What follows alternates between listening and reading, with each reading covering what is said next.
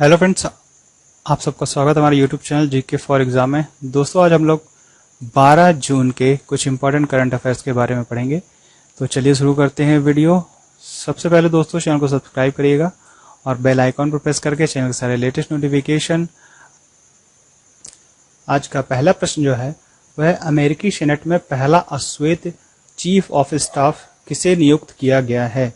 तो इसका सही आंसर जो है वह चार्ल्स ब्राउन जूनियर को अमेरिकन सीनेट के द्वारा पहला अश्वेत चीफ ऑफ स्टाफ नियुक्त किया गया है। हाल ही में क्या है, बहुत सारी जो वहाँ पर कंट्रोवर्सी चल रही थी और जॉर्ज फ्लॉयड जो थे एक अश्वेत नागरिक थे जिनकी पुलिस कस्टडी में मौत हो गई थी, उसके कारण बहुत सारे प्रोटेस्ट वहाँ पर हो रहे थे। तो हाल ही में अमेरिकन सीनेट के द्वारा एक अश्वेत इंसान है, ये 1984 में अफ्रीकी अमेरिकन व्यक्ति जो है चार्ल्स ब्राउन 1984 से वहाँ के सेना में काम कर रहे हैं, तो उन्हें वहाँ का चीफ ऑफ स्टाफ नियुक्त किया गया है। अमेरिका के जो उपराष्ट्रपति हैं माइक पेंस है ना, उन्होंने सीनेट में मतदान करवाया, मतदान की अध्यक्षता की। उसके अनुसार वहाँ पर 98 मतों की पुष्टि की गई और उसके बाद चार्ल्स ब्राउन को 1984 से ये वायुसेना में है, इन्हें अश्वेत चीफ ऑफ स्टाफ नियुक्त किया गया है अमेरिकी वायुसेना में। किस देश के उपराष्ट्रपति पियरे नकुरुंजिज़ा को दिल का दौरा पड़ने से निधन हुआ है। तो किस देश के हैं पियरे नकुरुंजिज़ा। तो इसका सही आंसर जो है वह है बुरुंडी के हैं यह राष्ट्रपति थे पियरे नकुरुंजिज़ा। इनका दिल का दौरा पड़ने से निधन हुआ है। तो बुरुंडी के राष्ट्रपति थे, इनका दिल का दौरा पड़ने से निधन हुआ है, वह 56 वर्ष के थे। बुरुंडी की सरकार ने ऐसा कहा है कि इनका जो दिल का दौरा पड़ने से निधन हुआ है, लेकिन इसकी कुछ आशंका है कि इन्हें कोविड-19 के कारण की मौत हुई है। ठीक है, ऐसा हो सकता है कि इन्हें कोविड-19 हो। तो बुरुंडी की ये एक ईस्ट अफ्रीकन कंट्री है, बुरुंडी एक ईस्ट अफ्रीकन कंट्री है। इसका जो कैपिटल है वो गितेगा है और बुरुंडियन फ्रैंक जो है यहाँ की वो है करेंसी चलती है, बुरुंडियन फ्रैंक यहाँ पर चलती है। तो इनके राष्ट्रपति जो है इनका निधन हुआ है। अगला प्रश्न देखते हैं, अफ्रीकन कंट्री है ये। रेटिंग एजेंसी फिच के मुताबिक वित्त वर्ष 2021-22 में भारत की जीडीपी ग्रोथ कितनी रहने वाली है। 21-22 में, 20-21 की बात नहीं हो रही है। वर्तमान में तो जो कोविड-19 पेंडेमिक है उसके कारण पूरे विश्व की जो रेटिंग है, पूरी विश्व की जीडीपी जो है वह नीचे ही जा रही है। माइनस में कई देशों की जीडीपी है, केवल एक देश ऐसा है जो कि प्लस में है, वह है केवल चाइना। बाकी जितने भी देश हैं सबकी जीडीपी ग्रोथ जो है वह माइनस में जा रही है। अभी हाल ही की एक रिपोर्ट है। तो यह जो रेटिंग बताई गई है फिच के द्वारा, यह 2021-22 के लिए है। तो इसमें जीडीपी ग्रोथ जो भारत की बताई गई है वह है 9.5%। 9.5% रहेगी। फिच जो रेटिंग एजेंसी है, यह अमेरिकन एजेंसी है। अमेरिका की 3 टॉप की एजेंसी है, तो जिसके द्वारा यह बताया गया। अमेरिका की टॉप 3 एजेंसीज में एक मूडीज है, एक फिच है और एक स्टैंडर्ड एंड पुअर्स। ये 3 टॉप एजेंसीज हैं जो कि विश्व की जो जीडीपीज हैं, विश्व की जो अर्थव्यवस्था है, विश्व की जो अर्थव्यवस्था के देश हैं, उनकी एक फिच रेटिंग्स के मुताबिक 2020-21 में जीडीपी जो है वह 5% गिरावट आ सकती है, 5% की गिरावट रहेगी।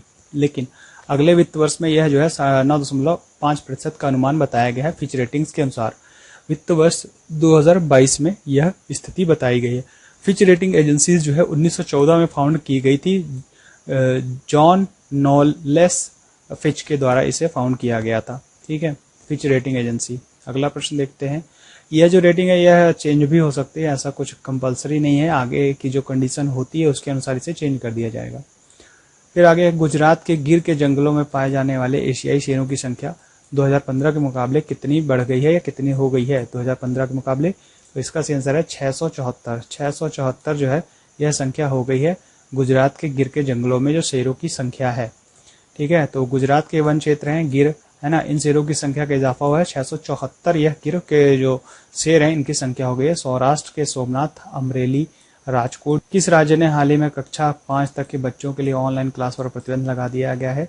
तो इसका सही आंसर है कर्नाटक के सरकार द्वारा ऐसा किया गया है कि कक्षा 5 तक के बच्चों को ऑनलाइन क्लासेस जो है इस पर प्रतिबंध लगाया गया है। तो ऐसा क्यों किया गया है इसके बारे में भी देखते हैं। तो कर्नाटक सरकार ने कक्षा 5 तक के बच्चों के ऑनलाइन क्लास पर प्रतिबंध लगाया है और साथ ही में कहा है कि ऑनलाइन कक्षा के नाम पर अतिरिक्त फीस ले रहे हैं तो उन पर सख्त कार्रवाई भी की जाएगी। तो कक्षा 5 के छात्रों पर, कक्षा 5 तक के बच्चों के लिए ऑनलाइन क्लास पर प्रतिबंध लगा दिया गया है। 2020-21 के शैक्षणिक वर्ष की फीस बढ़ाने पर भी रोक लगाई गई है। तो निर्णय प्राथमिक माध्यमिक शिक्षा विभाग द्वारा अभिभावकों की शिकायत के बाद लिया गया। तो जो अभिभावक थे उनकी शिकायत के बाद ऐसा किया गया है। अंतर्राष्ट्रीय भारोत्तोलन महासंघ IWF के किस भारतीय वेटलिफ्टर पर लगाए गए डोपिंग आरोपों को वापस ले लिया गया है? तो इसका सही आंसर है संजीता चानू। संजीता चानू के ऊपर लगाए गए थे डोपिंग के प्रतिबंध लगाए गए थे IWF international weight lifting federation, इसके द्वारा यह लगाया गया था। तो संजीता चानू के ऊपर यह प्रतिबंध जो हटा लिए गए हैं IWF के द्वारा।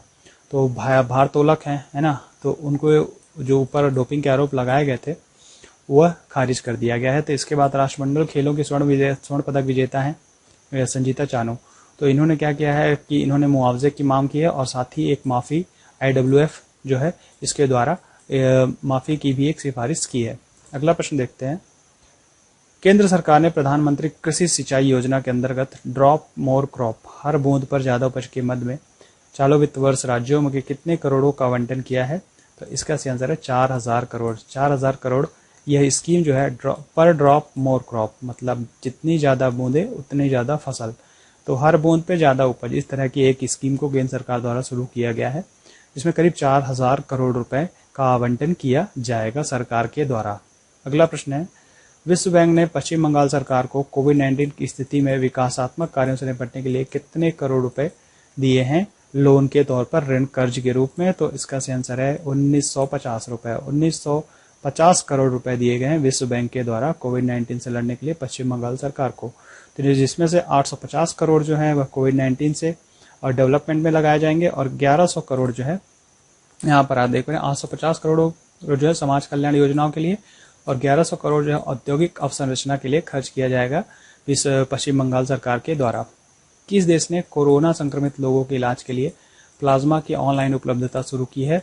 तो वह है बांग्लादेश। बांग्लादेश के द्वारा प्लाज्मा जो होता है उसे ऑनलाइन उपलब्धता की शुरुआत की है। अगला प्रश्न देखते हैं। मर्सर के 2020 के कॉस्ट ऑफ लिविंग सर्वे के अनुसार प्रवासियों के लिए भारत का सबसे महंगा शहर निम्न में से कौन सा है? तो इसका सही आंसर है मुंबई। मुंबई जो है प्रवासियों के लिए सबसे महंगा शहर है। मर्सर ने यह रेटिंग जारी की गई, यह एक अमेरिकन कंपनी है, इसके द्वारा रेटिंग जरूर जारी की गई है 2020 में कॉस्ट ऑफ लिविंग सर्वे, ठीक है। तो मुंबई सबसे महंगा शहर है प्रवासियों के लिए। तो मर्सर ने 2020 में रहन सहन की लागत कॉस्ट ऑफ लिविंग सर्वे को जारी किया है। तो वैश्विक स्तर पर प्रवासियों के लिए मुंबई सबसे महंगा शहर है, 60वां, विश्व में 60वां सबसे महंगा शहर है और भारत का सबसे महंगा शहर है। तो एशिया में इसका 19वां स्थान है मुंबई का और विश्व में 60वां स्थान। तो सर्वे के अनुसार शहरों के मुंबई सबसे महंगा शहर है और भारत में फिर नई दिल्ली है, विश्व स्तर पर ये 101वां है। मुंबई के बाद दिल्ली है, लेकिन विश्व स्तर पर दिल्ली 101 स्थान पर है। चेन्नई 143वें स्थान पर है सर्वे में, ठीक। तो बेंगलुरु 171 और कोलकाता 185 स्थान पर है। यह भारत की रैंकिंग है। अगला प्रश्न देखते हैं हम लोग। किस देश के मानव रहित सबमर्सिबल ने महासागर के नीचे विश्व के सबसे गहरे बिंदु तक गोता लगाने का कीर्तिमान बनाया है? तो इसका सही आंसर है चीन। चीन का एक सबमर्सिबल है जिसने महासागर में नीचे विश्व के सबसे गहरे बिंदु तक गोता लगाने का कीर्तिमान बनाया है। तो चीन का है यह सबमर्सिबल।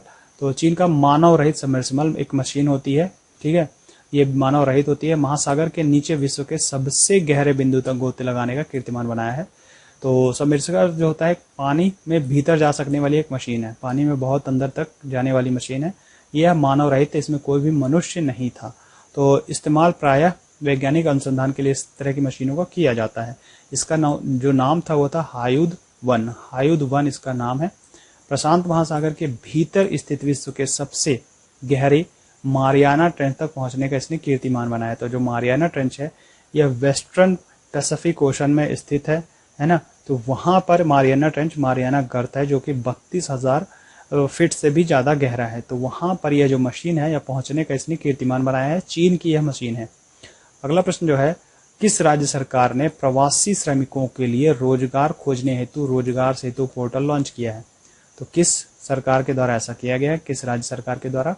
तो इसका सही आंसर है मध्य प्रदेश। मध्य प्रदेश सरकार द्वारा यह रोजगार सेतु पोर्टल लॉन्च किया गया है। इससे पहले राजस्थान सरकार द्वारा एक राज्य कौशल पोर्टल भी शुरू किया गया है, ठीक है। तो राजस्थान सरकार ने राज्य कौशल पोर्टल और जो मध्य प्रदेश सरकार ने रोजगार सेतु पोर्टल शुरू किया है।